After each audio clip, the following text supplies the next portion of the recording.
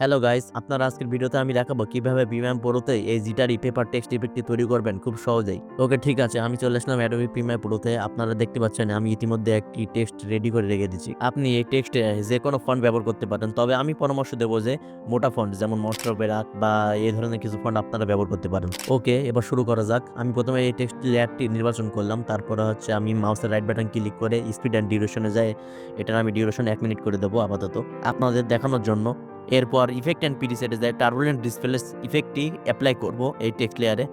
তারপর পুনরায় effect and প্রিসেটে যায় পোস্টারাইজ টাইম ইফেক্টটি অ্যাপ্লাই করব। অবশ্যই ঠিক আমার মতো করে ইফেক্টগুলো অ্যাপ্লাই করুন। তারপর ইফেক্ট কন্ট্রোলে যে পোস্টারাইজ টাইম ইফেক্টের জন্য আমি ফ্রেম রেট পাস করতে পছন্দ করছি। আপনারা 4 বা 6 দিয়ে এক্সপেরিমেন্ট করতে পারেন, যা আপনার জন্য ভালো লাগে। ওকে, এরপর আমি টার্বুলেন্ট ডিসপ্লে ইফেক্টের জন্য অ্যামাউন্ট এখান থেকে আমি 10 করে দিচ্ছি এবং সাইজ সেট করে দিচ্ছি 30। চাইলে আপনি এই সেটিংগুলো পরিবর্তন করে বিভিন্ন রকমের রেজাল্ট পেতে পারেন। এরপর এভোলিউশন অপশন থেকে এক্সপ্যান্ড করে শুরুতে আমি কিফ্রেম 0 বসাবো এবং লাস্টে কিফ্রেম 360 বসাবো।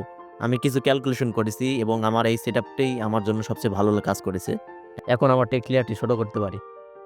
এই টেক্সট ইফেক্টটাকে আরও সুন্দর করার জন্য আমি একটি কাগজের টেক্সচার ওভারলে যুক্ত করব। এই টেক্সচার ওভারলেটির লিঙ্ক আমি ডিসক্রিপশনে দিয়ে দেবো। এবার ইফেক্ট অ্যান্ড প্রিসেটে যেয়ে আমাদের ট্র্যাক ম্যাথ কি ইফেক্টটি অ্যাপ্লাই করব আমাদের টেক্সচার ওভারলেতে। তারপর ইফেক্ট কন্ট্রোলে গিয়ে যে ট্র্যাকে আমার টেক্সটটি আছে সেটা সিলেক্ট করব। আমার ক্ষেত্রে ভিডিও ট্র্যাক 2 রয়েছে এবং তারপর আমাদের ফাইনাল রেজাল্টটি এরকম দেখাবে। এটি সত্যিই আমার কাছে খুব ভালো লেগেছে। এই পেপার ইফেক্টটিকে আরও সহজ করতে আমরা প্রিসেট হিসাবে সেভ করতে পারি।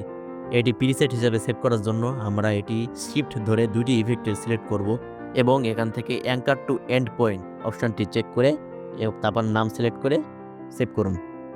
এখন ইফেক্টে যাই, দেখবেন যে আমাদের এইমাত্র সেভ করা প্রিসেটটি সেভ হয়ে রয়েছে।